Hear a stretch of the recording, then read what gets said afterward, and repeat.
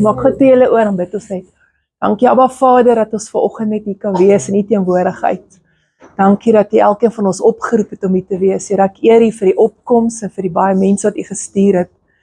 Here, ek bid dat die bloed hierdie kerk afseël vanoggend en dat net Heilige Gees welkom is hierso. Geen ander gees het die reg om hier in te kom of hier te interrupt nie. Here, ek eer U net vir die woord wat U vanoggend gebring het vir die mense. Want ek weet, dis nie ek wat dit bring nie, maar dis U wat dit gestuur het. Here, ek bid vir voorbereide grond en oop harte. En dat hierdie woord nie net vir die mense is nie, maar vir die hele Richie en die gemeenskap om hulle, dat dit soos 'n veldbrand sal uitgaan, en mense se harte sal aansteek vir Jesus. Here, want die verlorenheid onder die mense is so baie, en die hart is dat elke liewe persoon gered word, en dat hierdie 'n woord van redding sal wees vir hierdie gemeenskap. Ek eer U daarvoor. Dankie Jesus. Amen.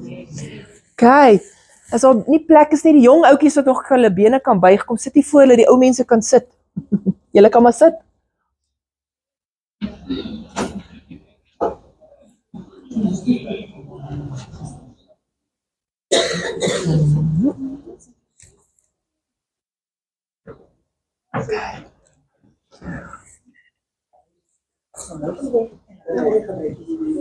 Nie afval Talita.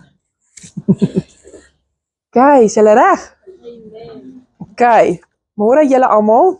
Dit is so lekker om hier te wees. En ek is so seker dat die Here my gestuur het en dat ek nie uit my eie uitgekom het nie. Want Woensdag, toe ek van die werk afkom, toe keer ek absoluut niks. En binne 'n uur het ek 'n keelinfeksie so. En ek is nie siek nie, ek het niks hier nie, ek het niks hier nie, net hier. En ek weet dit was 'n aanval gewees op my stem, so dat ek nie kan kom praat vandag nie.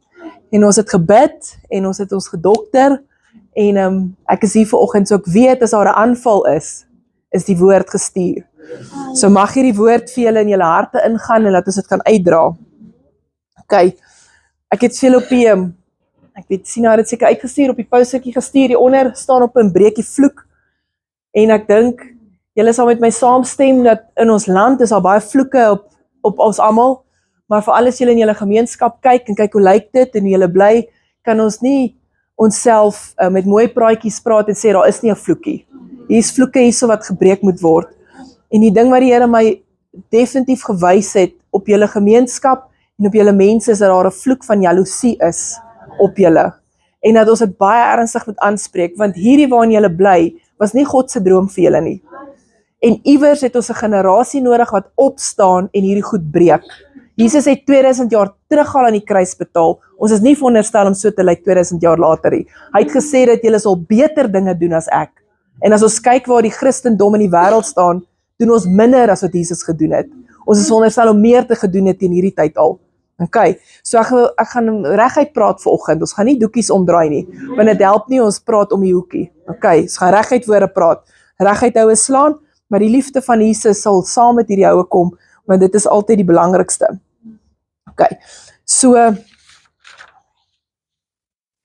ek het sommer vir julle die skrif hier opgesit, julle kan in die Bybel ook lees, maar ek het 'n paar skrifte, so ek het hulle sommer so gesit, Jakobus 3:13, vir die wat wil self lees, gaan ons hier lees. Wees wys en verstandig onder julle, laat hom uit sy goeie lewenswandel, sy werke en sagmoedige wysheid toon. Maar as julle bittere afguns en selfsug in julle harte het, moenie roem en lieg teen die waarheid nie. So jy kan nie sê jy's 'n kind van die Here, maar dan jy hierdie jaloesie in jou hart, en dan lieg jy vir jouself en sê ek's 'n kind van die Here nie. Julle kan nie so loop nie. Hy sê dit is nie die wysheid wat van bo kom nie, maar is aardse, natuurlik en duiwels. So hier is die goeders wat van God se gees afkom, hier is goeders van die wêreld afkom, waar ons vasgevang is. Want waar afguns en selfsug is, daar is wanorde en allerlei gemeene dade. In Engels sê hierdie skrif, where there's envy and strife, there is witchcraft. Dit's baie ernstig. Where there's envy and strife, there is witchcraft. Okay? Want waar daar afguns en selfsug is daar wanorde, is dit nie wat julle sien hier nie, en allerlei gemeene dade. Dis presies wat ons sien rondom ons. Maar die wysheid van bo is ten eerste rein, dan vredelievend, vriendelik, geseglik, vol barmhartigheid en goeie vrugte, onpartydig en ongeveinsd. Daar is 'n baie groot skrif versie daai. Dis rein. Rein van hart is, ek kan nie een ding sê, maar as ek is iets anders nie. Dan is jy nie rein van hart nie. Rein van hart is wanneer ek jou sê is verkeerd, onmiddellik sê, shucks, ek het nie geweet ek's verkeerd nie, ek wil dit verander. Kyk, dis wanneer jy 'n rein hart het. Baie min mense het 'n rein hart voor die Here. Vredelievend. As julle dink hoe vredelievend julle met mekaar is, nie baie nie. Vriendelik. Ons is net vriendelik met die mense wat vriendelik is met ons, né? Maar daar is wat nie vriendelik is nie, ons wil nie met hulle praat eers nie. Kyk, dis 'n probleem. Geseglik, vol barmhartigheid is om mekaar te help. Nie net die wat jou help nie, maar ook die ander om jou wat nie vir jou hulp kan aanbied nie. Goeie vrugte. Julle weet die bome en die vrugte is 'n baie belangrike ding. Ons het baie mense hier buite wat rondloop met die bordjie Christen om hulle nek gehang. Hulle dink hulle is 'n boom van Christenskap, maar hulle vrugte lyk glad nie so nie. Jy kan nie sê jy is 'n appelboom maar jy draai dussels nie. Okay? Jou woorde beteken niks. Hierdie woorde wat ek julle vanoggend vertel, sal niks beteken as my lewe dit nie ook wys nie. Okay, is leefwoorde. So ons moet dit kan wys in ons vrugte.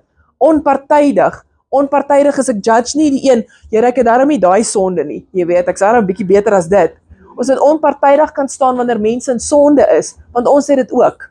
Nie dieselfde is nie ander, maar ons het ook sondes en ongeveinsd. En die vrug van die geregtigheid word gesaai in vrede vir die wat vrede maak. Die vrug van die geregtigheid. Geregtigheid beteken om regstaande met God te wees. Righteousness. To be right standing with God. Dis wat Jesus kom doen het aan die kruis. Uit ons eie uit kan ons nie regstaande met God wees nie. Okay? Net deur die bloed van Jesus is ons regstaande met God. Is ons gelykgestel saam met hom. Sonder dit is ons niks. Okay. So nou daai ene lees. So jaloesie, wat bring jaloesie in 'n mens? Jaloesie dompel julle in skuld. Want kyk my chommie se bank, ek is so jaloers op hy bank wat sy gekoop het. Ek wil ook 'n bank hê. In plaas van dat jy haar gun en vir sê, "Hey suster, ek is so bly jy het gespaar om my bank te koop." Gaan druk jy jouself in skuld in dat jy kan wys, maar ek het ook 'n bank. Kyk my bank ook. Maar so in die tussentyd met al jou skuld wat jy maak uit jou jaloesie hart uit, het jy nie geld om kos te koop nie. Nou leen jy geld by die loan sharks, jy leen R1000, dan moet jy R1500 terugbetaal. Kyk hoe lag die duiwel vir julle. Steel jou geld net so, het loop soos in 'n eindelose put in, omdat jaloesie jou gestig het om skuld te maak, vir goed wat jy nie eintlik nodig gehad het nie, maar jou hart het dit nodig gehad, want ek wil net wys wat ek het. Is ek reg?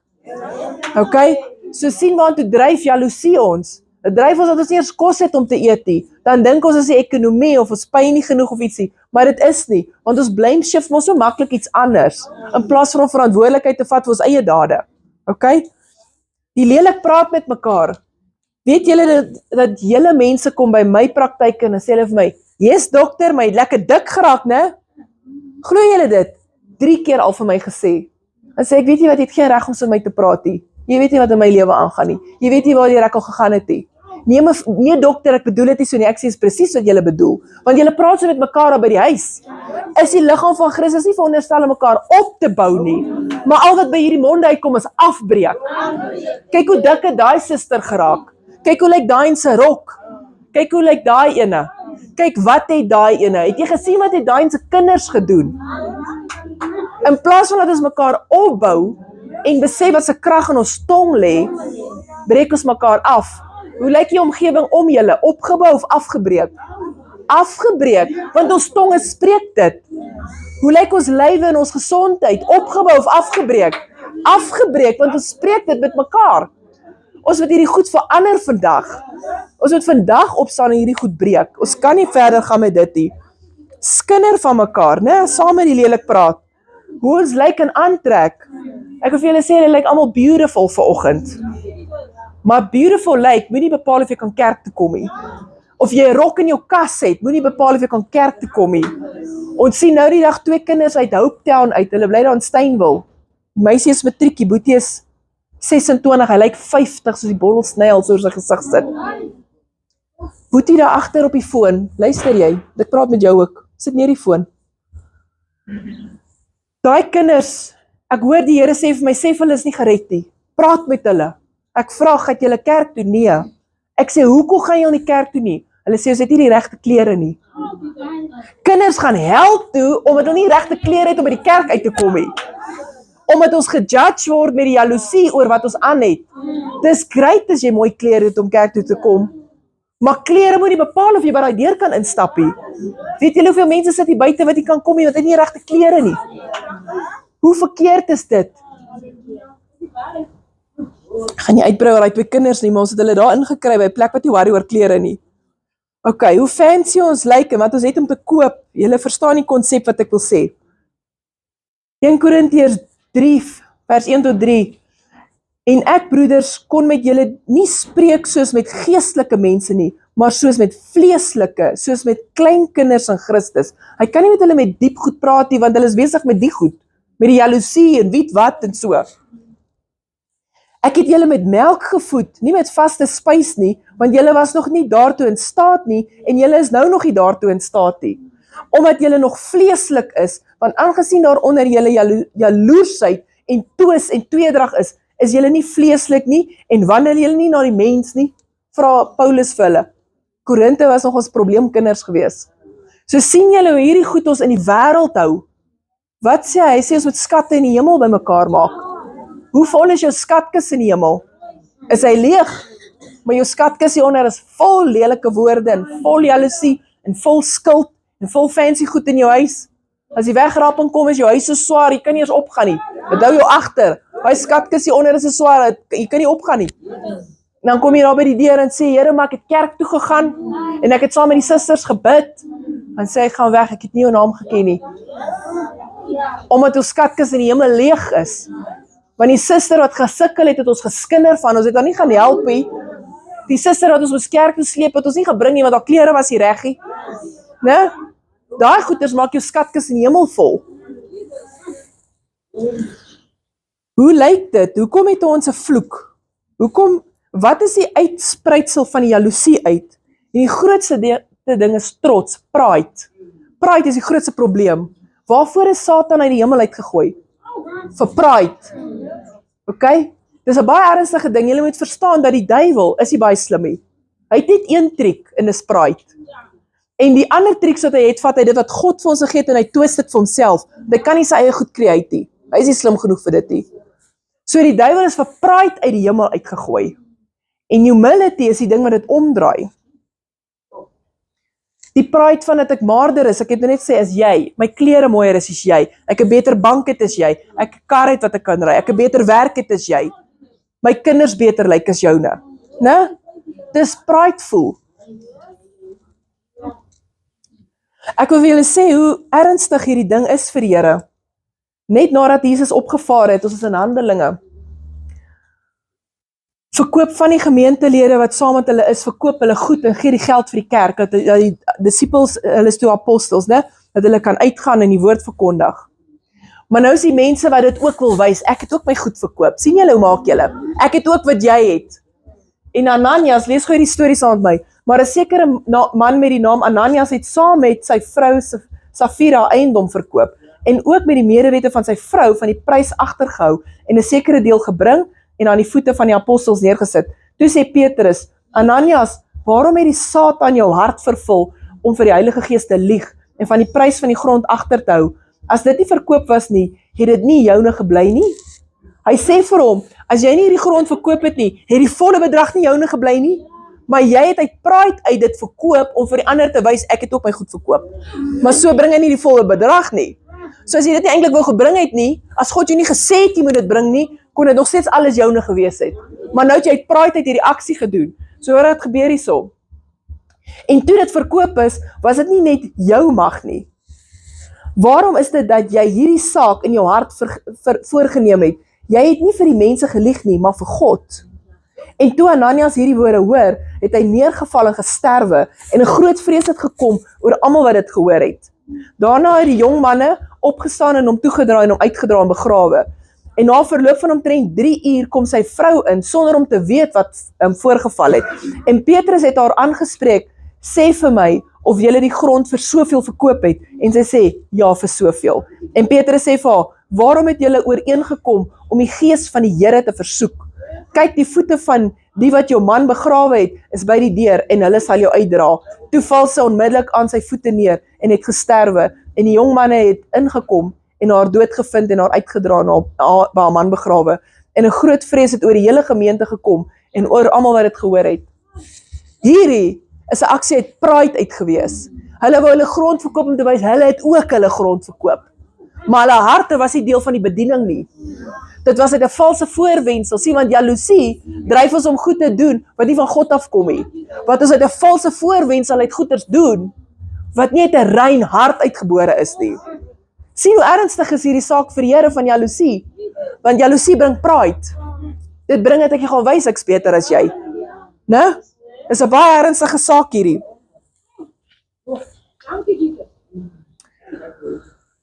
Hierdie is 'n storie wat julle almal ken, Lukas 18:10. 2 manne het na die tempel opgegaan om te bid, en die een was 'n fariseer en die ander 'n tollenaar, en die fariseer het gaan staan en by homself gebid, o God, ek dank U dat ek nie soos die ander mense is nie, rowers, onregverdiges, egbrekers, en ook soos hierdie tollenaar nie.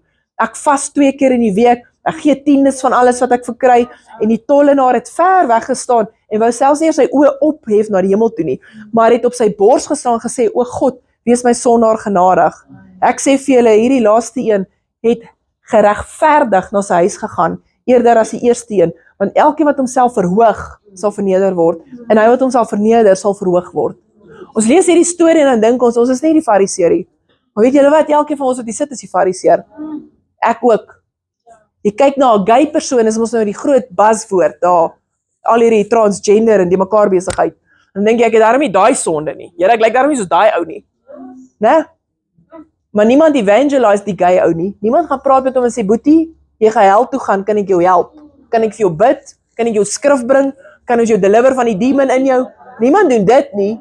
Nee, ons is net die een kant, Here, ek het daarom nie daai sonde nie. Here, ek doen daarom nie die goed wat my buurvrou doen nie. Here, ek slaap daarom nie rond soos my buurvrou aan die ander kant nie. Ons lees hierdie storie en dan dink ons is nie daai fariseer nie. Elkeen van ons wat hier sit is daai fariseer. Ek ook. En ek moet my elke dag sê, Here, ek kan nie beter wees as iemand anders nie. Selfs al het hy meer sonde in my opinie, né? Want ons judge op ons opinie, as wat ek het. Hoe weet jy of hy meer sonde het as jy? Jy staan nie voor God, weet jy hoe God ons sien nie, né? So ons moet hierdie goeders ernstig opneem.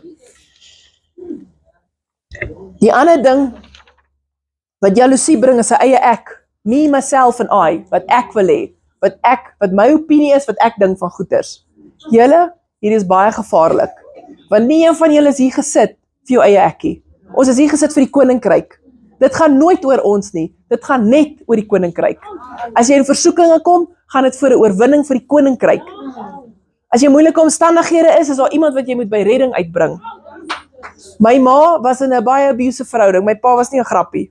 My ma wou hom skei 2 keer. 2 keer stuur die Here iemand vreemd na te sê, mag jy skei nie, nog wag. Dan dink ek, wat gaan dit nou verander? Die laaste vrou sê vir my ma, vreemde vrou daar in Johannesburg, ons bly op 'n plaasdorpie daar in Zeerust. Vreemde mens, sê, die Here sê ek moet jou sê nog 3 maande wag voor jou man skei. Ek nog, wat gaan 3 maande verskil maak? Op die laaste dag van die 3 maande kom my pa tot bekering. My pa was 'n ouderling in die kerk. My pa het voorgelees elke Sondag in die kerk. Hy was nie gered nie. Want kerk red ons nie. Verhouding red ons. Né?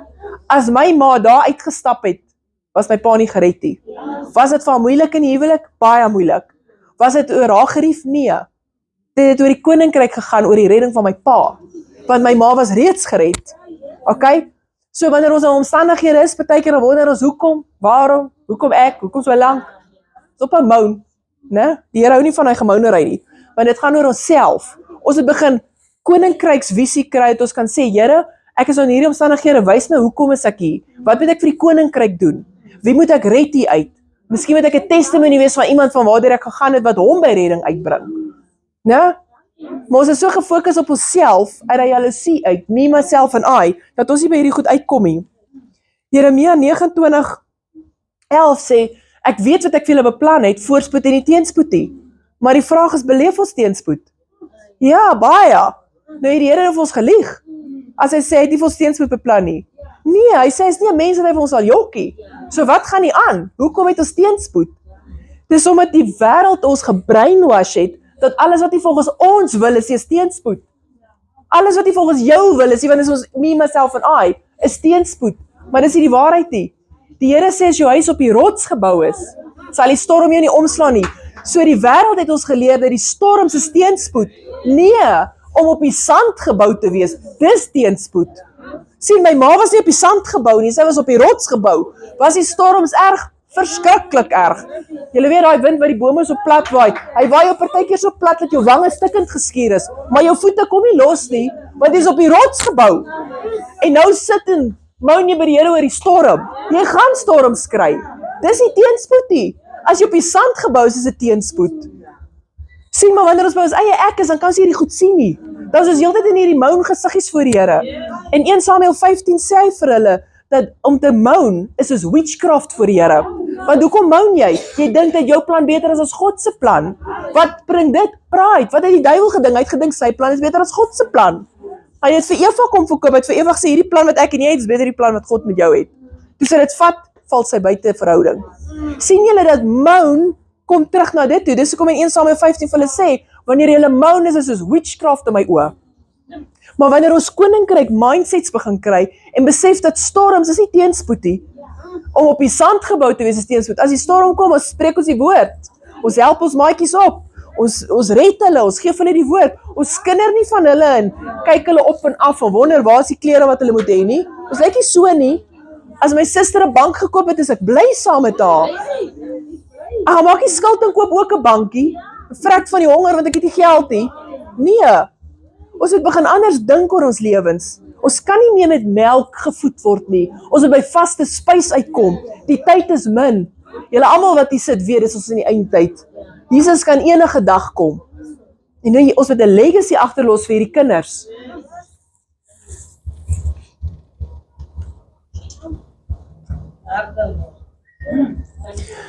Ek wil vir julle sê dat kerk gaan jou nie red nie. Kerk in hierdie land is 'n kultuurding. Ons kyk Saterdag rugby of sokker, ons braai vleis, ons gaan Sondag kerk toe. Kerk val in dieselfde kategorie as die ander. Kerk gaan jou nie red nie. Dit is lekker om hier by mekaar te kom en die Here te loof, maar dit gaan jou nie in die hemel bring nie. As jy nie verhouding het met die lewende God nie en tyd in die woord spandeer nie. Hy sê in Johannes 1, die woord het mens geword. Hierdie is Jesus. As jy nie tyd spandeer met hom nie, gaan jy dit nie maak nie. My pa het voorgelees in die kerk en hy was nie gered nie. Ek was 'n ouderling in die kerk, ek was ook nie gered nie. Ek ontmoet nou die dag 'n tannie wat haar oë kom toets. Haar broer was 'n Bybelvertaler, 'n Bible translator. Hy het die Bybel geken. Hy was nie gered nie. Hy was nie gered nie. Sy het hom 3 dae voor sy dood by redding uitgebring. Die Fariseërs het die woord geken, hulle was nie gered nie. Hulle het nie saam met Jesus in die paradys ingegaan nie. Die moordenaar en kruis het die ding van die verhouding verstaan. Hy het in een sin verhouding gekry en hy is in die paradys in. Terwyl die Fariseërs hier uit hulle kop uit geken het, hulle was nie gered nie. So ek vir jou sê, die slegting van ons land is dat kerkkultuur is. Dis nie eers 'n geloof nie. Daar in China, by die ondergrondse kerke waar hulle doodgemaak word, het hulle verhouding, want hy word doodgemaak vir dit en nog steeds kies hy dit. Daai mense ken die Here absoluut. Hulle het nie eers Bybels nie. Hy een ou kom testify by my ma se kerk, hulle is daar. Hy sê 'n Bybel kos 'n hele jaar se salaris, 'n hele jaar. Sal een van julle dit opgee? Of wil jy hele jaar die pyte kry om 'n Bybel te koop?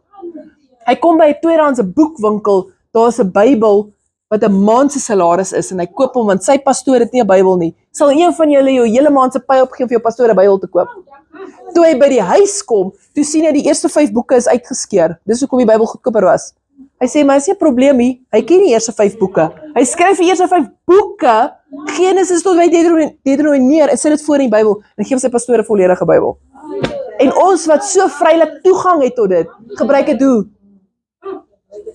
Ek het al 3 Bybelstukkend gelees. Mense kom aan en vra, hoe lyk jou selfoon? Jy vervang hom elke 2 jaar as jy stukkend gebruik. Maar die Bybel? Splinter nuut na 20 jaar nog. Dis 'n probleem. As jy by die huis kom en jou Bybel is nog nuut, het jy 'n probleem. Jy het 'n probleem. Daai boek moet stukkend gelees wees.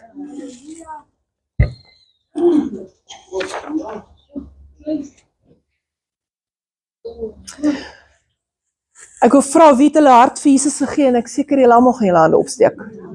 Maar die vraag is, wie het sy lewe vir Jesus gegee?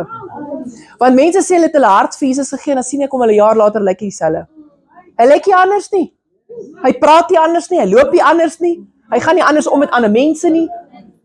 Ek wil jou sê, is leefwoordjies om te sê, het jou hart vir Jesus gegee. As jy nie jou hele lewe vir hom gegee het en anders begin lyk nie, God sê, ek is heilig sodat julle heilig gewees. Daai heilig is die woordjie set apart, om anders te lyk. Ons moet in die wêreld anders lyk, anders praat, anders loop, anders optree, anders reageer. Dan sien mense die lig van Jesus in ons. Dan wil hulle dit ook hê. Nie anders lyk soos die fariseërs wat vreeslik heilig was. Hulle het ook anders gelyk. Maar dit het niemand honger en lus gemaak soos hulle te lyk nie. Anders lyk in die liefde van Jesus. Daai anders lyk. So ek wil jou sê het jou hart vir Jesus gegee beteken niks. Het jou lewe vir Jesus gegee. Lyk jy anderster? Jy moet vir jouself dit afvra, want as jy in jou eie ek is, doen jy nie. Ek praat met mense daar binne en sê hulle, ja maar Karla, ek is nie Moses nie. Karla, ek is nie Paulus nie. Hulle het heeltyd hierdie justification. Hulle probeer heeltyd die woord van die Here verdraai om in hulle leefstyl in te pas. Die Here sê, verander jou leefstyl om in die woord in te pas. Hulle probeer heeltyd justify hoekom hy dit en dat en dit doen. As jy so lyk, het jy 'n probleem. Jy moet jou lewe verander dat dit in lyn kom met die woord van die Here. Dan lyk jy anders, praat jy anders. Ons is veronderstel om die lig te wees en die sout. Lig en sout doen niks, hulle is net daar. Maar die mense sien dit.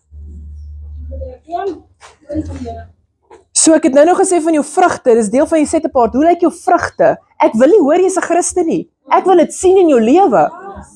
Ek wil dit kan sien. Ek wil niks oor dat jy uitkom nie, is leefwoorde.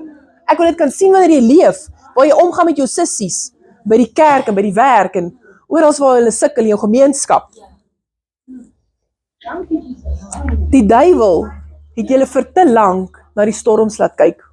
Julle kyk nou hier en julle dink dis normaal. Julle dink dis wat julle lewe moet wees. Dis nie wat God vir julle gedroom het nie. Dis nie wat God vir julle gedroom het hier waarin julle bly nie. OK? Hoor julle wat ek sê? Die duiwel het vir julle te lank in hierdie storm laat kyk en gaan dink dis maar wat ons het. Dis nie God se droom nie. Dink julle God se droom is vir ons anders as vir julle? Dink jy God is 'n aannemer van die persoon as in die woord sê hy is nie? Dink jy God het ons liewer as wat hy julle het? Hy het nie. Hy het vir almal dieselfde droom. Né? Sexual sin. Julle hier is baie ernstig. En julle jongetjies wat daar agter staan, wil ek jy moet luister. Meneer daar agter. Luister wat ek julle sê, want niemand praat met julle hieroor nie. Maar vandag gaan ons reguit praat oor dit ook. Sexual sin, om buite die huwelik seks te hê, maak 'n massiewe deur oop vir die duiwel. En dit is 'n gerondslapery links en regs. Links en regs. In die ou tyd was dit 'n skande gewees. Dis nie eens meer 'n skande nie. Dis sommer openlik. Elkeen vat vir elkeen net waarvoor jy lus is. Maar besef julle die vloek wat dit op julle sit hier? Besef julle dat julle nie uit hierdie armoede uitkom nie oor sulke goed? Iewers moet julle responsibility vat.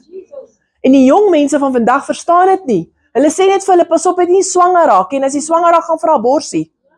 Maar niemand vertel vir jou wat in die gees gebeur nie. Wanneer jy in die gees met iemand seks het, raak sy gees en jou gees een gees. En is daar 'n bloodline cursus op hulle, 'n bloedlyn vloek van armoede of dobbelary of drank of wat ook al, kom dit binne in jou gees. Dit raak deel van jou gees. Daai ouetjie met wie jy slaap, weet jy nie met hoeveel girls al geslaap het nie. Al die girls se gees is nou deel van sy gees, is nou deel van jou gees. En so bly die vloeke op julle, jy kan dit nie breek nie. En julle verstaan dit nie. Die rondslaap is nie net die Here sê, julle moet heilig wees, moenie rondslaap nie. Dis baie dieper as dit. Julle maak deure vir die duiwel oop wat julle in hierdie bondage hou. En sexual sin en innocent blood spilling, onskuldige bloedvergieting, is die grootste goed wat julle in armoede hou. Saam met die voorvader oproeping, wat ek weet nou nie hier gebeur nie, maar dit definitief in die gemeenskap. Maar daai twee goed, die Here praat baie duidelik daaroor. En niemand praat met julle reguit hieroor nie. Niemand praat met die jeug hieroor nie. Ek weet nie hoekom nie, en ons ouer mense wat dit weet, sê niks. Sê dit, moet dit nie doen nie, nee, ons doen nie dit nie. Maar niemand verduidelik wat gebeur nie. As die jeug verstaan wat in die gees gebeur, wanneer jy rondslaap, sal jy 3 keer dink voor jy dit doen.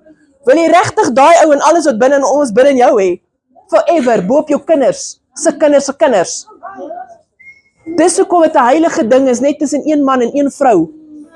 Julle moet gaan repent vir hierdie goed en dit gaan afsny in die naam van Jesus en ophou daarmee. En hierdie woord verkondig al buite met die jeug praat. Dis die ouer mense se verantwoordelikheid om met die jeug te praat oor hierdie goeters. Dis julle verantwoordelikheid om reguit met hulle te praat oor hierdie goed. Nie blommetjies en bytjies stories nie, reguit woorde. Ek weet nie of julle verstaan hoe werk 'n legal right nie, maar ek wil dit gou vir julle verduidelik, want dit gaan saam met hierdie goeters. As daai kind van my by Pick n Pay iets steel en hulle vang haar, maak dit nie saak hoe lief ek vir haar is nie. Ek moet laat die gereg sy gang gaan. Is ek reg? Sy moet tronk toe gaan vir 3 maande of gemeenskapdiens doen, dit maak nie saak nie. Ek moet toelaat dat dit wat gebeur moet gebeur. So julle verstaan die konsep. Wanneer ons buite God se wil is, het die duiwel 'n legal right op jou. Net soos dat ek die gereg moet toelaat op haar, moet die duiwel toegelaat word op ons. Die Here kan hom nie keer nie, want ons was buite sy wil. Dis hoekom hy in die Ou Testament vir hulle die 10 gebooie gegee het. Dit was nie 'n kwaai vinger bly binne die wet nie. Dit was ek is lief vir julle. As julle binne hierdie lyne bly, mag die duiwel nie naby jou kom nie. Maar as jy buite dit gaan, kan ek jou nie help nie. Dan moet ek hom toelaat. Want jy het gesteel by Pick n Pay. Ek kan niks doen nie. Maar nou het Jesus die prys kom betaal. Maar ons hou aan met die sonde. Ons hou aan met die jaloesie en die lelik praat en die pride en die sexual sin en die goeders wat ons doen. En dan wonder ons hoekom lyk dit so hier buite. En julle bid en try beter goeders kry, maar niemand hou op met die sonde nie. So die duiwel het heeltyd 'n deur in julle lewens. Iewers moet julle opstaan en sê no more. Ons maak hierdie deur toe. Ons gaan begin in heiligheid leef. Nie heilig beter as die ander ou met jaloesie weer nie, en pride nie, heilig in liefde. Ons gaan die jeug begin ministry en hulle vertel hoe werk hierdie goed. Ons gaan hulle begin voed met vaste kos. Ons gaan onsself begin voed met vaste kos. Maar verstaan julle hoe werk 'n legal right? Die duiwel het 'n legal right op die gemeenskap oor hierdie goed. Julle is hom 'n deur gegee waarna hy inkom en die Here kan niks doen nie. Het Jesus die prys betaal en kruis? Ja, hy het. Kan ons repent en afsny? Ja, ons kan.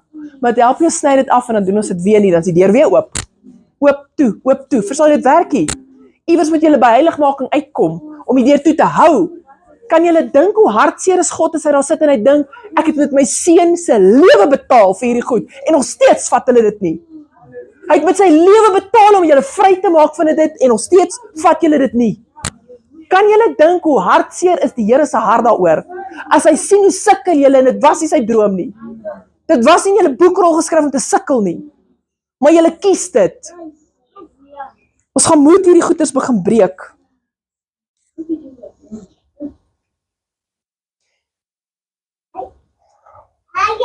Lukas 16 sê, hy wat getrou is in die minste, is ook in die groote getrou. En hy wat onregverdig is in die minste, is ook in die groote onregverdig. As julle dan nie getrou was in die onregverdige mammon nie, wie sal julle die ware goed toevertrou? Ek wil vir julle sê, en as julle nie getrou is in die ander se goed nie, wie sal aan julle julle eie gee? Die Here sal julle nie iets gee, as julle nie verantwoordelik is daarmee nie. Hy sal jou nie geld gee as jy nie verantwoordelik is daarmee nie. Hy sal jou nie beter menseverhoudings met jou familie gee, as jy nie kan vergewe nie. Hy sal jou nie 'n beter vrede met die bure om jou gee, as jy nie jaloesie kan ophou nie. Hy gaan jou net gee waarmee jy kan vertrou. As jy jou nie kan vertrou met ander mense nie, gaan hy jou nie beter verhoudinge gee nie. Jy gaan nie vrede hê nie, jy gaan heeltyd sukkel. Hy gaan julle nie meer geld gee, as jy nie begin verantwoordelik werk met geld en ophou om skuld te maak en al hierdie goed te doen nie. Hy gaan nie. Dit wat jy jou mee kan vertrou, gaan hy julle gee. En julle moet begin besluit, waarmee kan God ons vertrou? Ons is 'n gemeenskap. Met ons jeug. Gaan hy vir jou beter kinders gee, wat beter maniere het en minder sonde doen, as julle nie eens hulle 'n voorbeeld kan stel vir wat hulle moet doen nie. Hy gaan nie. Want julle moet die voorbeeld stel, maar wat is die voorbeeld wat julle stel? Wat is die legacy wat julle agterlaat vir julle kinders? Wat is die erfporsie wat julle agterlaat? Erfporsie gaan nie oor geld nie. Erfporsie gaan het julle al die bloedlynvloeke gebreek en hulle skoon bloedlyn gegee van Jesus. Of leef julle in hierdie sonde en hierdie oop deur met die duiwel die hele tyd en dis wat jy agterlaat op jou kinders? Verstaan julle hoe ernstig hierdie ding is?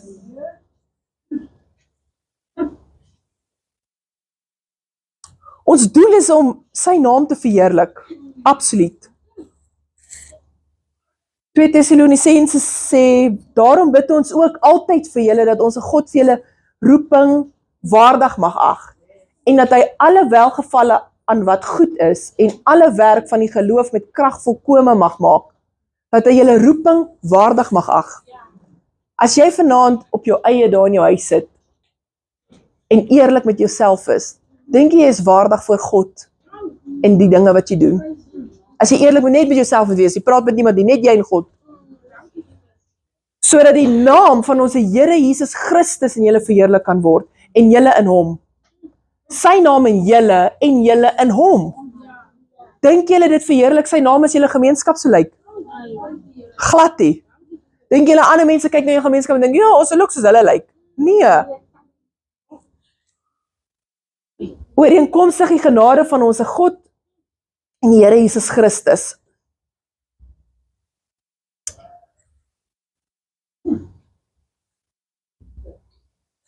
Ek wil vir julle sê, die kinders is my baie ernstige saak vir God ook.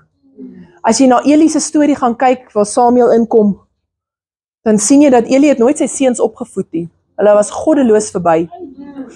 En God sê vir Eli, in 1 Samuel, hy sê, omdat jy nie jou kinders opgevoed het nie, het jy die kinders meer geag as vir my. Het jy die kinders belangriker geag as vir my wat God is. Hy sê, daarom sal die belofte wat op jou was, dat die volk vir die Lewiete sal kos bring, sal hulle dit verloor na Samuel se nageslag toe. Samuel was 'n Efraimiet. Daar julle Josef in Egipte het 2 seuns gehad, Manasse en Efraim. Josef het nie grond gekry in die beloofde land nie, maar sy 2 seuns het gekry. So Samuel kom van die Efraimiete af. Hy sê, jou nageslag sal bakkant staan vir Samuel se nageslag, vir die kos wat die volk bring, omdat jy nie jou kinders opgevoed het nie. Besef jy hoe ernstig opvoeding is? En hierdie selfone, waarop die kinders heeldag is, ek dink hier by julle sit 'n minder probleem as daar by ons. Groot probleem. Ons gaan voor God staan en gaan hy sê, ek kan die kind vir jou gee om groot te maak, toe gee hom vir die foon. Maar ek het hom nie vir die foon gee, ek het hom vir jou gee. Ek gaan die kinders vir jou gee om te dissiplineer, en hulle van my te leer, en julle het nie. Julle het hulle gelos om losbandig te lewe, want julle het losbandig gelewe. En dan sien jy later, waar Samuel oud en afgeleef is, in die einde van 2 Samuel, dan is hy oud en afgeleef, en hulle was die priesters, hulle moes die volk gerig het. So Samuel se seuns moet nou aangaan. Maar sy seuns is net so goddeloos, want wat was Samuel se voorbeeld van 'n pa? Was Eli. So hy het ook nie sy seuns opgevoed nie. En hulle is besig al met die maagde wat die tempel skoonmaak, hulle vat die beste vleis wat hulle vir God moet offer vir hulle, is vreeslike goed. En die volk, die oudstes van die volk kom na Samuel toe. Hulle sê vir hom, jou seuns kan ons hier rig hê. Hulle sê, nou soek ons 'n koning. Sien, die vraag na die koning het uitgesprei dat die van jou kinders nie opgevoed was nie. Want as Samuel se seuns hulle gerig het hulle nie gevra vir 'n koning nie. Gaan lees dit in die Bybel, het staan daar. Gaan lees in Samuel hy storie. So verstaan julle hoe ernstig die opvoeding van die kinders is, maar nou is ek nie eens in lyn as hoe voed ek hulle op? Wat is die legacy wat julle vir die kinders agterlaat? Net een groot oop deur na die hel toe? Of 'n lewe van set apart, van heiligwording? 'n lewe waar ons streef om na Jesus te lewe? Om nie te skinder nie. Om nie daai klein dogtertjie van kleins af te leer om ook te skinder van haar maatjie nie. En neer te kyk op die maatjie se rokkie. Hulle weet nie eers hoe lyk verskillende klere, rokke, niks. Hulle weet dit nie. Ons leer dit vir hulle. Hierdie kinders is dit kinders. Al hierdie goed wat in ons koppe sit, is ons geleer.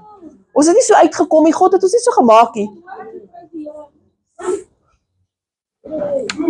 Ek wil vir julle sê, ek het dit nou nog gesê, maar ek wil dit herhaal. Jy moet skatte in die hemel bymekaar maak. Daar is nie meer tyd om skatte op die aarde bymekaar te maak nie. En ek praat nie net van geld en goed nie. Ek praat van wat ons woorde en ons dade is. Maak jy aardse skatte bymekaar, of het jy vrugte van die gees wat jy bo in jou skatkamer gaan bære bo in die hemel? Want dit maak hom vol. En as hy vol is en die wegraping kom, dan gaan jy. En as jy voor die wegraping gaan, kom jy dan sê, ek het jou geken, kom in. Maar as jou skatkamer daar bo leeg is, want elke van julle het een daar, die vraag is net, maak jy hom vol? Of is hy leeg? Dan gaan jy dan kom sê, Here, ek het bazaar gehou in kerk toe, hy sê, gaan weg, nie jou naam geken nie. Gaan weg, ek het nie jou naam geken nie. Ek sê vir julle, die Here het vir my gesê, ek moet vir die mense sê, die feit dat hulle Christene is, beteken nie, hulle gaan hemel toe, nie.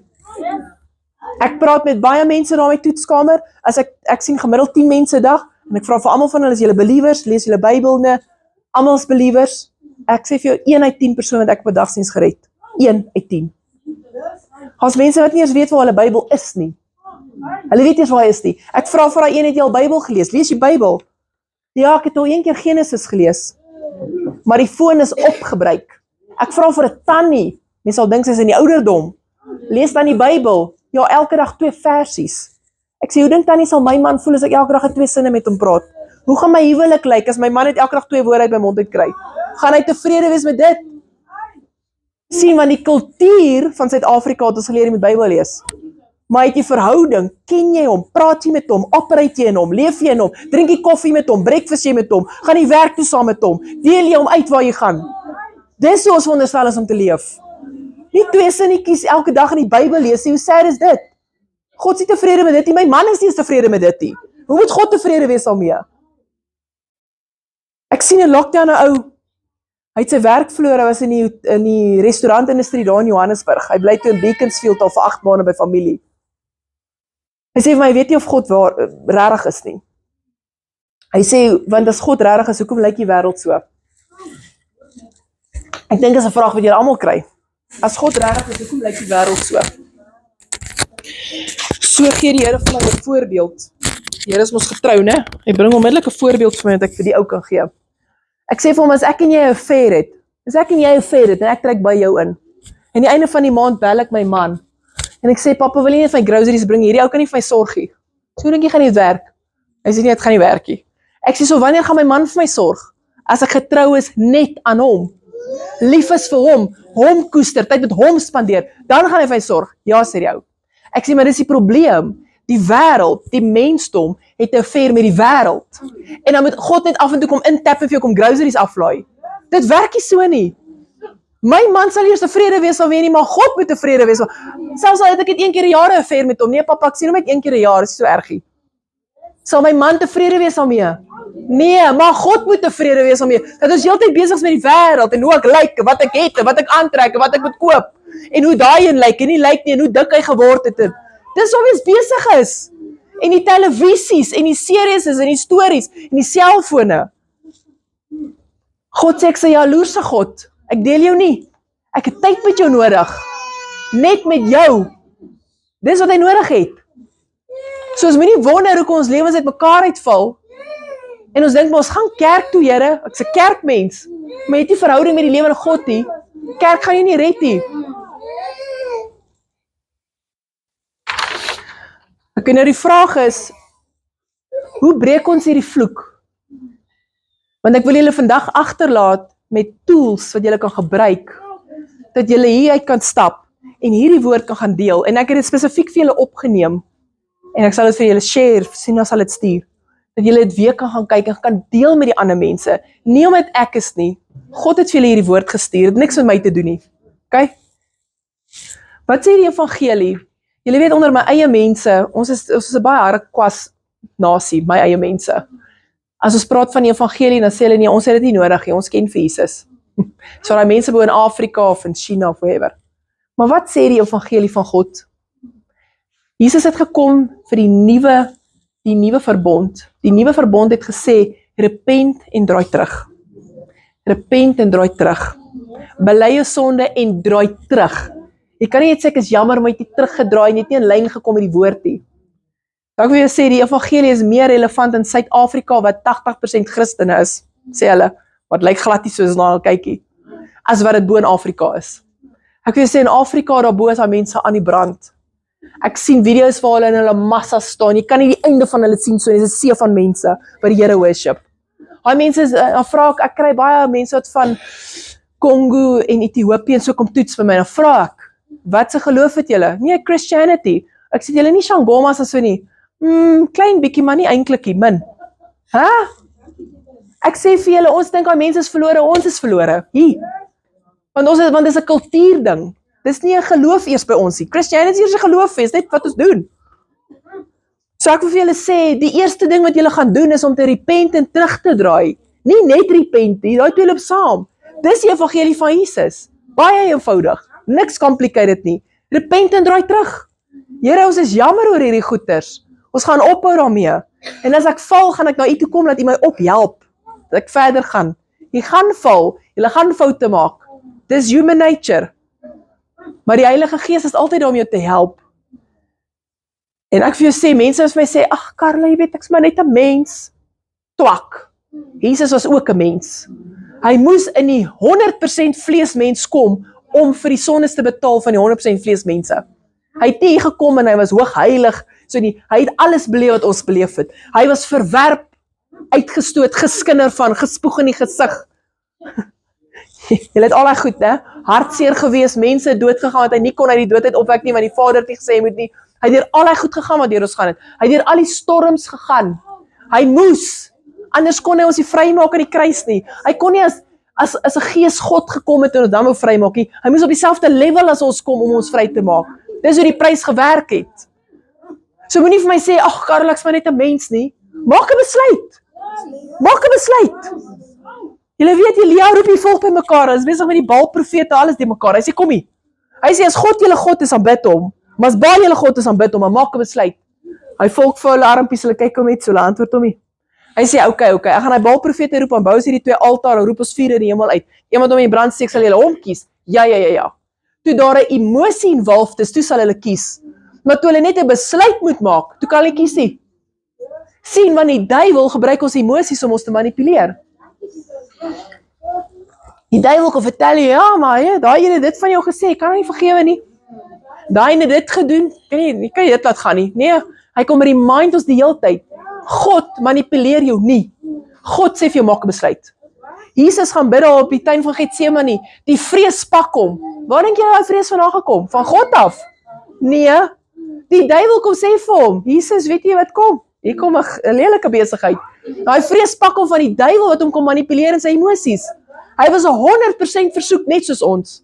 En amper gaan hy nie kruis toe nie. Hy sê, Vader, is daar nie ander wy nie. Kan sê hierdie dinge verbygaan nie. Sien jy hoe manipuleer die duiwel selfs vir Jesus? Maar toe hy daar opstaan, toe maak hy 'n besluit en hy gaan kruis toe. Sien, elkeen van julle wat hier sit, gaan vir jouself moet vra, maak ek 'n besluitvolle lewe? Die Here het vir my laas jaar gesê, ek moet 'n besluitvolle lewe begin lewe. Maak 'n besluit. Hou op om na die duiwel se manipulasie in jou brein te luister. Wat jou vertel van die en dat en kyk hoe lyk daai en. Hou op. God manipuleer jou nie met emosies nie, maar die duiwel doen. God sê net vir jou, maak 'n besluit. Maak 'n besluit om met my verhouding te hê. My man het my nie gemanipuleer met emosies om met hom te trou nie. Ek het 'n besluit gemaak om met hom te trou. OK? Dis waar ons moet staan. So ek wil jou sê om te repent en terug te draai, moet jy weet die duiwel gaan met jou kom met emosies om jou te kry om dit nie te doen nie. Maar maak 'n besluit. Staan op en maak 'n besluit. En sê net ek hoor hierdie ding in my hart, maar ek gaan dit nie vat nie. Ek weet dis nie in lyn met God se woord nie.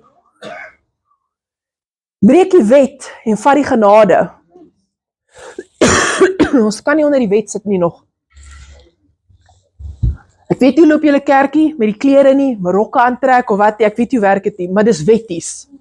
Ons kan nie nog onder hierdie goed sit nie. Ons kan nie mense uitsluit omdat hulle nie binne ons wet is nie. Jesus het die grace gebring. Jesus het die straatmense bedien wat niks mooi aangetrek was nie, wat demon possessed was en stikkend geskeerd is in die grafte rond gehardloop het en rowwe goed gedoen het. Jesus het hulle bedien. Ons moet ons kerke se deure oopmaak vir enige iemand wat kan inkom dat hulle kan bedien. Ons moet uitgaan en hulle gaan bedien, ongeag hoe jy lyk, of jy drink, nie drinkie, of wat ook al jy doen, want wat gaan hulle by redding uitbring as ons dit nie met hulle deel nie? Op baie topic wil ek vir julle sê, dat die woord van die Here red niemand nie. Hoor wat ek julle sê, die woord van die Here red niemand nie, die liefde van Jesus red mense. Jy kan nie nou die ou wat drink toe gaan en hom heeltyd die woord in sy keel probeer afdruk nie. Jy kan nie, want al wat hy hoor is, I'm not good enough, I didn't measure up, ek het dit nie gemaak nie. En al wat hy doen is, het laat hom meer drink. Jesus het nie die hoer en almal wat hy gesien het, gejudge en hulle vertel wat hulle verkeerd in die woord en keel afgedruk nie. Hy het hulle net die liefde van die Vader kom wys, en dit het hulle by redding uitgebring.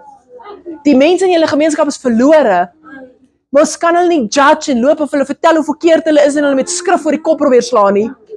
Die liefde van Jesus wen dit. Vra vir Talita. Kan ek sê? Haar sussie, die Here het haar 3 jaar terug, né? So omgedraai, Talita. En haar sussie doen nog drugs en allerlei goed, maar nou sy heeltyd op haar sussie se keus met die drugs goed, want kyk hoe lyk ek, hier het my gered. En haar sussie het vlak grond gehad en voor sy dit weet, toe het ons 'n teerpad. Niks saad nie, niks resistance, wil die kerk gaan niks. En die Here sê vir haar, hy sê vir haar net liefde. Talita sê, maar ek kan nie goedkeur wat sy doen nie. Jesus sê, ek doen ook nie, gee haar net liefde. En so Talita begin net vir haar liefde gee. Net waar gaan sit en gevra, gaan dit? Niks gepraat oor die drugs, niks, net liefde. Hoe was jou dag? Jy het 'n mooi rok aan. Vertel bietjie, jy jou hare lyk mooi, dit gaan sny, net liefde, net dit. Dis nou 18 maande later. Hoe lank terug? 2 maande terug. 2 maande terug, toe flip die Here haar sussie net so om. Net so. Sy gaan 2 keer 'n Sondag kerk toe. Sy is uitverkoop vir die Here. Die vrugbare grond is so diep. Die saad gaan in, sy is op dit. Sy vreet hierdie woord, né? Sy kan nie genoeg kry van die saad nie. Maar die woord van die Here, 18 maande terug, het haar vernietig. Die liefde van Jesus het haar by redding uitgebring. En nou kry die saad 'n grond waarin hy kan ingaan. Ek wil julle sê, gaan uit en gee die mense liefde. Nie judgment nie, want die woord van die Here bring judgment wanneer ons nie die liefde in ons het nie. En meeste van ons verstaan nie hoe werk die liefde van Jesus nie. Liefde, ongeag wat hulle doen. Liefde. Prys die Here vir dit. Dit is 'n ongelooflike storie.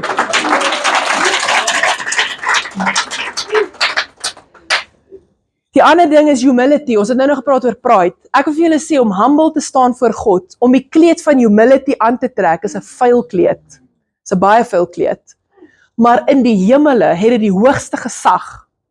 Wanneer jy in 'n kleed van humility loop op aarde, wanneer jy in die hemel kom, salute die engele jou. Weet julle dit? Dis die hoogste gesag wat ons het as ons bid wanneer jy in humility is. Want wat is die een ding wat die duiwel op ons het? Is pride. Wat is die teenoor self hom? Is humility. Is om jou absolute humble voor God. Is om 'n absolute humble voor haar en voor haar en voor hulle. Om nie te dink en haar te kyk en dink ek is daarom nie gay nie. Jy weet ek daarom nie sulke sondes nie. Ek het ander. Dis nie humility nie. Humility is om jou gelyk te stel aan almal om jou, ongeag wat hy doen. Om jou gelyk te stel aan die alkoholis. Nie om te kyk en dan dink jy, ek lyk daarom nie so en dis daarom nie my man nie. Dis wat die verandering begin bring in die gemeenskap. Is om my kleed van humility aan te trek, want wat het Jesus gedoen? Hy het die kleed van humility aangetrek. Hy het sy glory, sy kroon, sy troon, hy het alles gelos bo in die hemel om af te kom hiernatoe. Hy het homself gehumiliate meer as wat enigiemand al ooit gedoen het. Om vir ons die redding te bring. Maar ons dink ons is te goed vir dit. Maar hy was nie te goed vir dit nie. Baie dankbaar dat hy het gedoen het, maar hy gaan dit nie doen nie. Sien julle hy praat in ons harte opstaan? Humility slat die duiwel vir 'n 6 met 'n cricket bat al sy bene onder hom uit. Die duiwel kan nie staan teen humility nie. Dis die een ding waarteen hy nie kan staan nie. Jakobus 4:7 sê, onderwerp julle aan God. Weerstaan die duiwel en hy sal van jou wegvlug. Onderwerp julle aan God. Onderwerp julle aan God. Wees humble voor God. Dien jou naaste. Be a servant. Jesus came to serve you so you can serve the other people. Nie lelik praat van hulle neerkyk en wat het hy en wat nie dit nie. Daai goeters breek die bondage op julle gemeenskap. Daai kleed van humility. Hoe het Jesus die duiwel oorwin? Dink bietjie daaraan. God vra dit vir my laas jaar. Hy sê, hoe het Jesus die duiwel oorwin? Nou dink ek, hier bo in die lug is die demone en die engele in 'n massiewe fight aan die gang. Maar Jesus het tog nie die duiwel gefight nie. En hy sê vir my, met liefde. Jesus het die duiwel oorwin met liefde. Hy het aan ons die liefde kom wys. En dit het die duiwel oorwin. Die liefde wat aan ons gewys het. Verstaan julle dat die duiwel wat in elke persoon sit in hierdie gemeenskap, kan net gebreek word met die liefde van Jesus. Die duiwels wat hier rondhardloop, kan net oorwin word met die liefde wat ons vir die ander mense wys. Waarmee kan God jou vertrou? Kan hy jou vertrou met die ander mense? Onthou het hy gesê, as ek jou die minste kan vertrou, dit waarmee ek jou kan vertrou. Kan hy jou vertrou om met jou kleed van humility 'n servant te wees en die liefde uit te vat vir die ou wat te veel drink, of wat rondslaap, of wat ook al doen? Kan hy? Dis hoe die duiwel oorwin word, met die liefde van Jesus.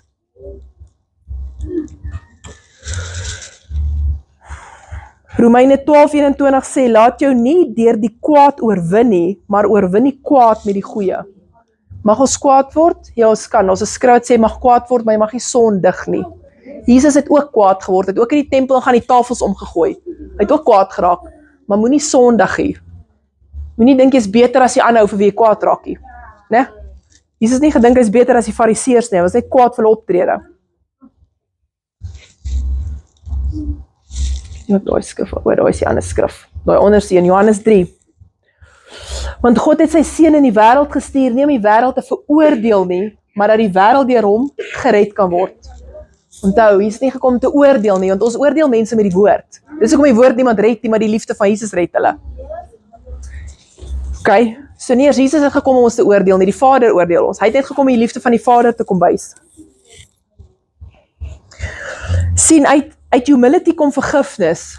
Hoeveel van julle wat hier sit, jy hoef eers jou hand op te steek, jy dink by jouself, sukkel om iemand te vergewe. Het 'n bitterheid in jou hart teenoor iemand, 'n kwaad.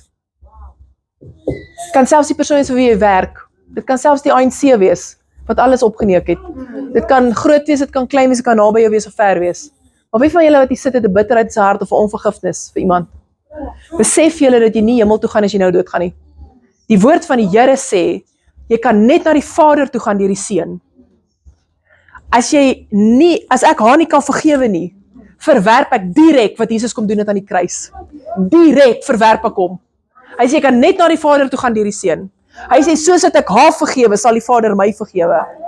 As ek nie vergewe word van my sondes nie, as ek my chops in, ek kan nie hemel toe gaan nie. Net die bloed van Jesus in my access gegee tot die hemel, nie my dade nie. Niks wat ek doen, hoe oulik ek is, kan my in die hemel bring nie. OK? Soos ek haar nie kan vergewe nie, is ek ook nie vergewe nie. Die woord sê dit baie duidelik. En ek vir jou sê, vergifnis is nie 'n emosionele gevoel nie. Dis 'n besluit, weer eens. Maak 'n besluit. Here, ek kies om daai persoon vry te spreek. Here, ek kies om hom te vergewe. Die Here sê, alles wat van jou gesteel word, sal dubbel aan jou teruggegee word. Maar, daar's 'n maar aan. Jy moet daai ou vergewe. So ons is so maklik hierdie skriffies uithaal, maar ons kom nie by die geestelike beginsels uit wat agter dit is nie. OK? In Johannes 21, die laaste hoofstuk van Johannes, hoor Petrus, hoe hy gaan doodraak, geliefde disipel Johannes lê op Jesus se bors. Hy sê, wat van hom? Hoe gaan hy doodgaan? Jesus sê vir hom, wat raak dit jou? Volg jy my net. Wat raak dit jou wat daai ou aan jou gedoen het? Volg jy net vir Jesus. Jesus sal daai ou self uitsort. Dit het niks met jou te doen nie. Vergewe hom, spreek hom vry, let it go. Maak nie saak wat hy gedoen het nie. Die mense dink, mens praat hierdie goed maklik. Ons is besig om 'n familie te help, maar hulle is baie self-centered. Dit is moeilik om deur te breek. En hulle is te nagekom op elke way. En as hy was vir my sê, hy is die Moses nie, hy is die Paulus nie. En eventually vertel ek hom my storie. My ma, ons het 'n goeie lewe gehad, kinders, so trek ons na 'n plaas toe, familieplaas. Familieplaas is baie interessant. Toe verloor ons ook alles. My ma het koeksisters gebak om ons aan die lewe te hou. Sy het klere gelei by Pep stores om eers die koeksisters te verkoop om die klere te haal. So ek ken dit. Ek ken om te vergewe en vry te spreek, te let go. Het dit vir my 'n slegte mens gemaak? Nee, het vir my 'n great mens gemaak. Ons het geleer om hard te werk en goed te waardeer. En ons geleer om ons knieë te bly voor die Here. So was dit 'n goeie ding dat ons arm was? Ja, verseker. As ek ryk groot geword het, was ek miskien nie hier vandag nie. Was ek miskien nie gered nie, was ek miskien as ek doodgaan in die put van die hel. So prys die Here vir die storms waardeur ons gegaan het, wat my by die Here uitgebring het. Maar in dit moes ek geleer het om te vergewe het. So ek praat hierdie praatjies uit niks uit nie. Ek moes my pa vergewe met my ma se praat en dink ek as jy weer met my ma se praat sal ek jou tande uit jou mond uitslaat, ek beloof jou. Ek moes geleer het om 'n pa te vergewe wat met ons so was, maar veral met my ma. So moenie vir my sê dis net jy staan daar voor en jy weet nie waarvan jy praat nie. Ons almal was al deur goed. Jesus was daardeur. Hy moes die mense wat hom gekruisig het, waar hy niks verdien het nie, vergewe het. So wie's jy om te sê kan nie, of ek sal jou vergewe, maar ek sal dit nooit vergeet nie. Die woord van die Here sê, aan jou sondes en jou oortredinge sal ek nooit weer dink nie. So as God nie aan jou sondes en jou oortredinge dink nie, wie gee jou die reg om iemand anders in te hou? In Matteus is daar 'n gelykenis waar hy vertel van die slaaf, wat vir die koning baie geld skuld. En hy sê, gee my geld vir gooi in die tronk, hy sê, asseblief, hê genade op my, ek het nie geld, hy sê, kyk, skryf dit af. En die slaaf loop buite toe, en daar's 'n ander slaaf wat hom net 'n paar penning skuld. Hy sê, waar is my geld? Hy sê, asseblief, ek het dit nie nou nie help nie. Hy sê, nee, gooi my in die tronk, dat hy my kan betaal. En die ander slaaf gaan vertel die koning, en hy roep hom. Hy sê, ek het mercy gehad op jou. Ek het jou vergewe, maar jy kon nie daai vergewe nie. Hy sê, nou sal ek jou aan die torturers oorgee. Ek sal jou aan die torturers oorgee. Gaan dink as jy nie iemand kan vergewe nie. Daai goed torture jou die hele tyd. Jy slaap daai ou, jy drink daai ou, jy praat daai ou, jy leef daai ou, jy werk daai ou, jy alles daai ou. Dis heeltyd hier. Die Here sal jou aan die torturers oorgee. Wat is dit Afrikaans? Die martelaars. Hy sal jou die martelaars oorgee as jy nie iemand kan vergewe nie. En weet jy wat, daai martelaars gaan reguit van hier af in hierdie lewe tot in die hel in. As jy iemand kan vergewe, nie gaan jy hemel toe nie. Baie duidelik in die woord. So vir julle sê, dis 'n ding wat 'n bondage hou op 'n gemeenskap soos hierdie, is vergifnis. Dankbaarheid is 'n ander sleutel wat die hemel oopsluit vir ons, om dankbaar te staan voor God. Jy weet, Paulus sit in die tronk en hy het niks. Hy sê in daai boek sê my kop uit. Maar hy sê hulle het vir hom 'n pakkie gestuur en hy sê hy's dankbaar dat hulle weer dit by hulle uitgekry het om vir hom ietsie te stuur. Hy sê maar nie dat hy dit sê uit sy gebrek uit nie. Hoe groot is Paulus se gebrek in die tronk? Julle, daar's eers toilette nie, hy sit in sy eie daar. Die muise eet aan hom. Daar's nie kos nie, hy word geslaan elke dag. Dis walglik. Maar hy sê ek het niks gebrek nie. Ek sê nie dankie omdat ek gebrek het nie. Hy sê ek het geleer om vergenoeg te wees. The joy of the Lord is my strength. Net die feit dat hy my pa is wat op die troon sit, maak my bly. My omstandighede bepaal niks. Sien hy dankbaarheid. Job kom by 'n plek waar hy alles verloor. En hy skwaad en hy sê, hoekom, waarom ek, hoekom so lank, hoekom nie daai ou nie, ek was geregtig, ek kon dit nie verdien nie. Antwoord my. Maar die Here antwoord hom nie. Toe die Here eventually met hom begin praat, vra die Here van, was jy daar toe ek dit geskep het en dat geskep het? En die Here vertel hom eintlik hoe groot hy is.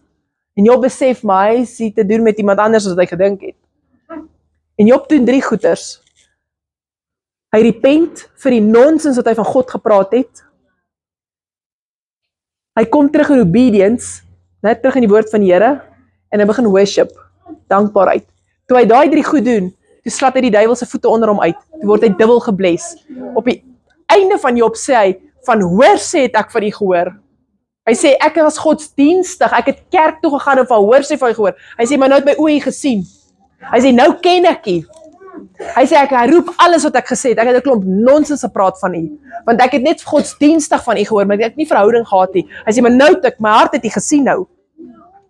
Sien julle, as jy kyk na Salomo en Job, Salomo het alles gehad en Job het niks gehad nie. En op die einde van hulle lewe kom hulle by dieselfde ding uit, dat niks kan jou vervul behalwe God nie. Die alles van Salomo het hom nie volgemaak nie, en die niks van Job het hom ook nie volgemaak nie. Net God se gees het hom opgevul. So die dankbaarheid is 'n groot ding wat die sleutels van die hemel oopmaak.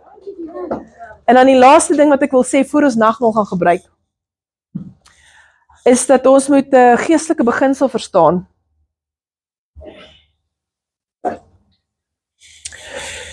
Dit is 'n geestelike beginsel wat ek wil hê julle moet mooi luister. As iemand slaap, word wakker dat julle hoor, want hier is baie belangrik. Die een wat die verantwoordelikheid vat, kry die autoriteit. The one that takes the responsibility gets the authority. Hoor wat sê ek? Toe God die aarde skep, en alles skep, toe skep hy vir Adam en alles, toe skep hy vir Eva, maar hy gee vir Adam authority oor alles, toe skep hy vir Eva. Toe gebeur die hele ding in die tuin. En God kom na Adam toe, hy sê, Adam, wat het hier gebeur? Adam vat nie verantwoordelikheid nie. Hy sê nie, Here, ek is verskriklik jammer, ek het nie my authority, nee. Hy sê, hierdie vrou wat u my gegee het. Sien, hy blame shift het na Eva toe, maar hy blame shift eintlik vir God. Hy sê, hierdie vrou wat u my gegee het. Sien jy, hoe vat hy nie verantwoordelikheid, hy blame iemand anders. God sê vir Eva, wat het hier gebeur? Hy sê nie, dit was ook nie ek, dit was die slang. Hy sê, slang? Ja, sê die slang, alles was ek. Toe die slang die verantwoordelikheid vat, toe kry die autoriteit. Toe verloor Adam die autoriteit wat God hom gee na die slang toe. Toe roel die slang oor die aarde, tot Jesus kom en hy vat hom op die hoë tempeldak en hy sê, al hierdie koninkryke voor jou behoort aan my. Hoekom sê hy dit vir hom? Want dit het aan hom behoort, want Adam het dit vir hom gegee, omdat Adam die verantwoordelikheid kon vat vir sy dade nie. Jesus hang aan die kruis, hy sê, my God, waarom het jy my verlaat? En hy gaan in die hel in. En hy staan voor die regter van die regters. En die regter sê vir hom, Jesus, hy sê, ja Here, alles was ek. Die oomblik toe hy daai verantwoordelikheid vat van ons sonde, het hy die authority teruggekry by die duiwel. Maar wat doen ons daarmee?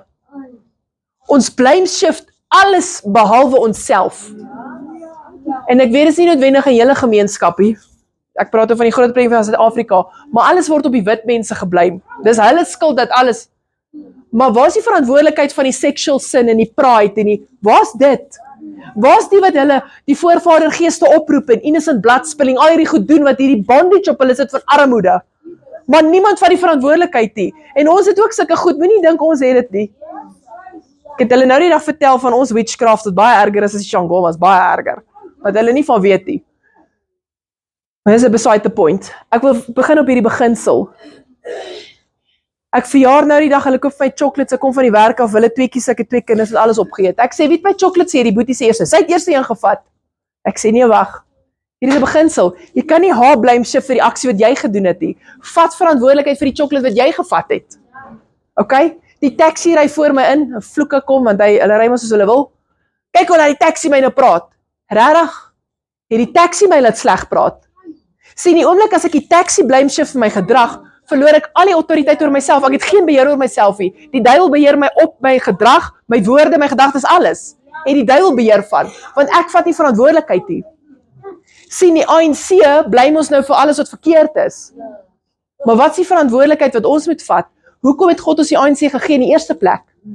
Want die vorige regering was so goddeloos soos 10 gewees. En die volk saam met dit, moenie hulle weggooi nie, almal van ons, al die rasse wat in hierdie land bly, was goddeloos gewees. Okay? Ons was self Christene genoem, ons was nie. So God was gefors gewees om ons in ballingskap in te sit onder die ANC, oor hoe ons opgetree het, sodat ons by redding kon uitkom. Elke keer as die volk onder ballingskap insit, is sodat hulle kon terugdraai na hom toe, dat hulle kon red. So nou blame shift ons die government vir die paaie en die water en die krag en al die goeders. Maar ons vat die verantwoordelikheid vir wat ons aandeel daarin was nie. Sien, vir so lank as wat ons nie verantwoordelikheid vat vir ons aandeel nie, gaan ons nie authority in ons land terugkry nie. Die kinders van die Here, hierdie land behoort aan die kinders van die Here. Dit behoort nie aan 'n politieke party nie, behoort aan die kinders van die Here, want Suid-Afrika behoort aan Jesus. Maar hoe groot is ons authority vir Jesus om in te kom? Baie flou. Dis sad, eintlik om te sien, hoe flou die Christene in hierdie land operate. En nou kom ons terug by jou gemeenskap. As julle nie begin verantwoordelikheid vat vir julle sondes en julle dade en sê, Here, my sonde het hierdie veroorsaak, ek repent daarvoor nie. Niemand anders blame shift nie. Jyself, julle self, gaan jy nie die authority in hierdie gemeenskap terugkry nie. Onthou dit, the one that takes the responsibility gets the authority. Die een wat die verantwoordelikheid vat, kry die autoriteit. Dit kom terug na humility, want as jy die verantwoordelikheid vat, is jy humble voor God, sê, Here, het is verskriklik jammer, ek het 'n fout gemaak. Sien, pride hou as hy dit uit. Pride maak dat ek iemand anders blame shift. Dis jou skuld dat ek so opgetree het. Dis jou skuld en daai se skuld en hier is skuld, dit goed, dit lyk so wat dit lyk. Dis omdat ons pride in ons sê dat ons nie by dit uitkom nie. Sien, alles is gelink met mekaar. Lees gou hierdie 1 Korintiërs 10. Geen versoekinge het julle aangegryp behalwe 'n menslike nie, maar God is getrou, wat nie sal toelaat dat julle bo julle kragte versoek word nie, maar hy sal saam met die versoeking ook die uitkomste gee, sodat julle dit sal kan verdra. Geen versoeking het julle aangegryp behalwe menslike nie. Versoek God ons? Nee. Ons versoek onsself. Gaan hy ons help wanneer ons stupid goeders doen? Ja, hy gaan. Help hy julle elke dag? Ja, hy doen. Maar as hy droom dat julle so lewe, nee, dit is nie. Okay, soos nie dat God nie is nie, maar sy droom is nie dit nie. Lees die ander skrif van Jakobus. Hy sê dieselfde, laat niemand as hy in versoeking kom sê, ek word deur God versoek nie, want God kan deur die kwaad nie versoek word nie, en self versoek hy niemand nie. Maar elkeen word versoek as hy deur sy eie begeerlikheid weggesleep en verlok word. Moenie dwaal nie, my geliefde broeders. Daarna, as jy begeerlikhede ontvang het, baar dit sonde, sien is daai emosionele manipulasie wat die duiwel doen, en as die sonde tot volle ontwikkeling gekom het, bring dit die dood voor. Okay? Moenie dwaal nie, my geliefde broeders. Ek wil net vir julle sê, om heilig te lewe is nie iets wat jy moet doen nie. Jy moet net verhouding begin hê. Okay?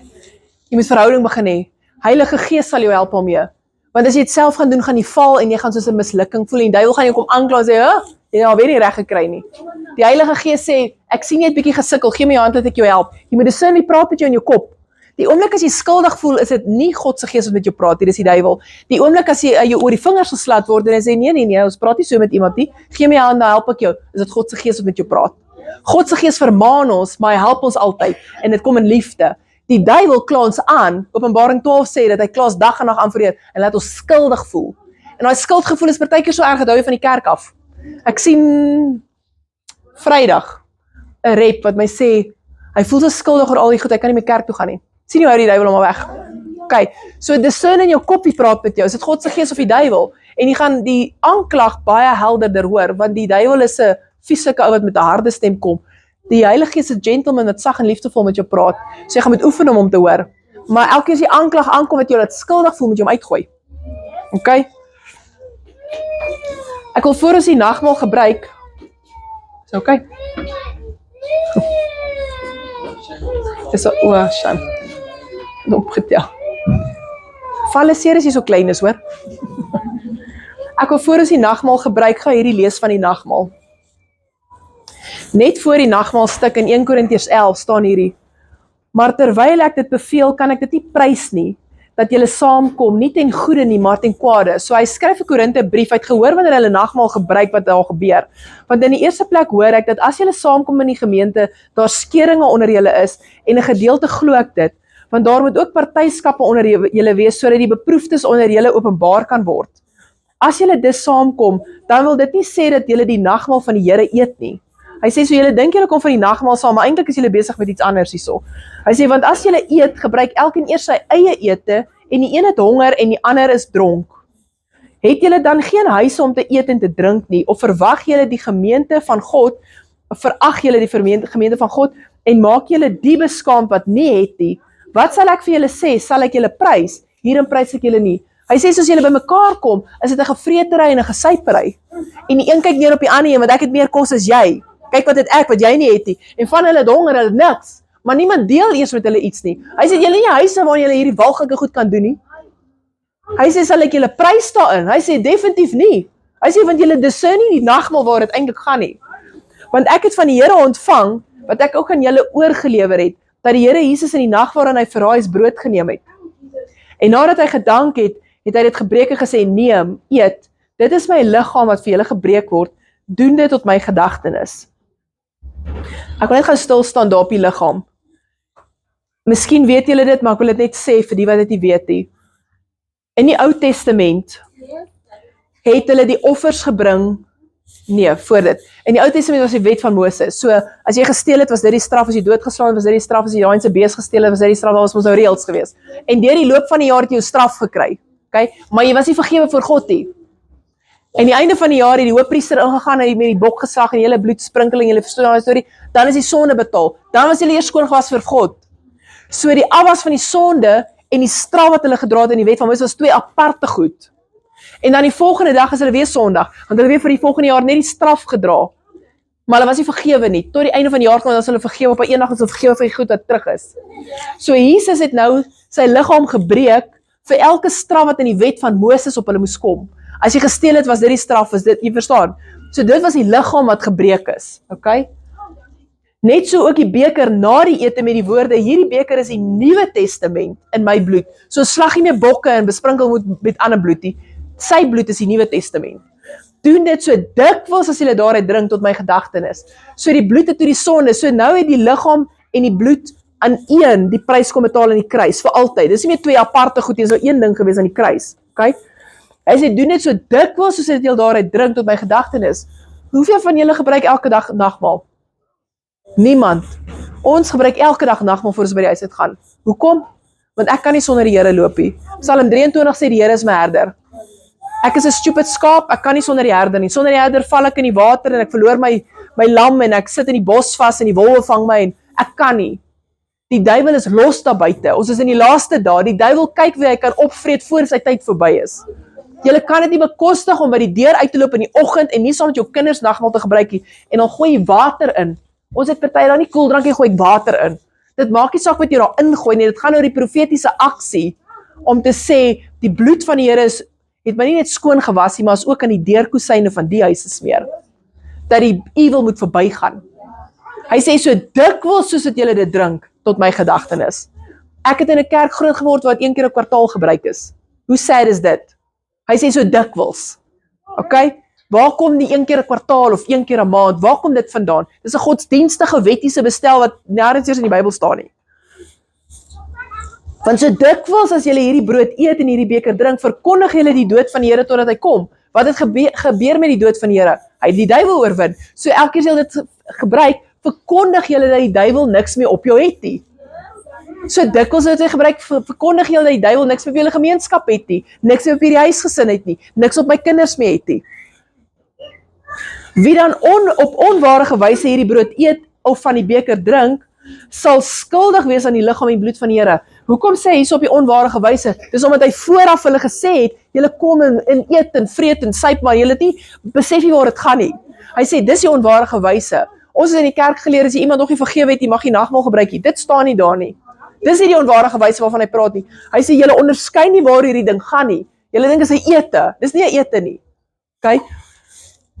Hy sê, maar die mens moet homself beproef en so van die brood eet en uit die beker drink. Hy sê, so toets my, om op die regte wyse uit die beker te drink en die brood te eet, deel dit onderskei. Hy sê, toets my of dit werk. Want wie op onwaardige wyse eet en drink 'n oordeel oor homself. Is dit God wat jou oordeel? Nee, dis jouself wat die goed op jou bring, omdat jy nie verstaan waar dit gaan nie. Okay? Terwyl hy die liggaam van die Here nie onderskei nie. Daarom, hier is die rede, is daar onder julle baie swakkes en sieklikes en aantal uit al ontslaap. Dis die rede hoekom ons vroegtydig doodgaan en siek is omdat ons dit nie onderskei nie en op 'n onwaardige wyse nie eintlik weet wat ons doen nie. Want as ons onsself beoordeel het, sou ons nie geoordeel word nie. Maar as ons geoordeel word ons deur die Here getuigtig, sodat ons nie saam met die wêreld veroordeel mag word nie. Sien jy, die Heilige Gees tigtig jou, sodat jy nie saam met die wêreld geoordeel word nie. Hy sê heeltyd vir jou, nee, waarom is jy nou besig? Nee, ons praat nie so met daai ou nie. Nee, wat doen jy nou? Kom bietjie hier van die pad af, laat ek jou help. Die Heilige Gees praat heeltyd so met ons. Okay? Sodat ons nie onder daai wat onder die wêreld geoordeel gaan word, wat in die put van die hel gaan. Ons gaan nie saam met hulle geoordeel word nie. Want die Heilige Gees hier is heeltyd besig om ons op die regte pad te hou. Jy moet dit luister. Daarom my broeders, as julle saamkom om te eet, wag vir mekaar. En as iemand honger het, laat hom by die huis eet, sodat julle nie tot die oordeel saamkom nie, en die ander sake sal ek reël wanneer ek kom. Okay, so ek wil hê julle moet die nagmaal verstaan, waaroor dit gaan, en dit in jou hart vasmaak, dat die liggaam het die Moses se wet betaal, en die bloed het die sonde afgewas, maar die bloed is ook in jou deurkusyn. Onthou julle toe uit Egipte uit gekom het, en die lammetjie se bloed, die bloed het ons skoon gewas, en hy cover ons, dat die duiwel nie na ons mag kom nie, en so dikwels soos dat julle dit gebruik. Okay, Sina? Kom maar kyk of ek vir ons 'n liedjie kan opsit.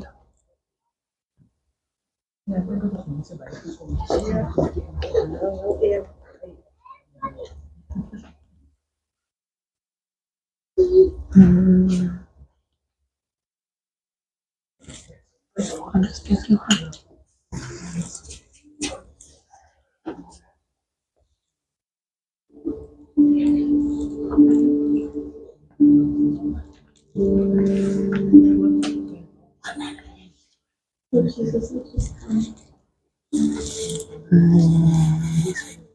Gaan we maar kijken.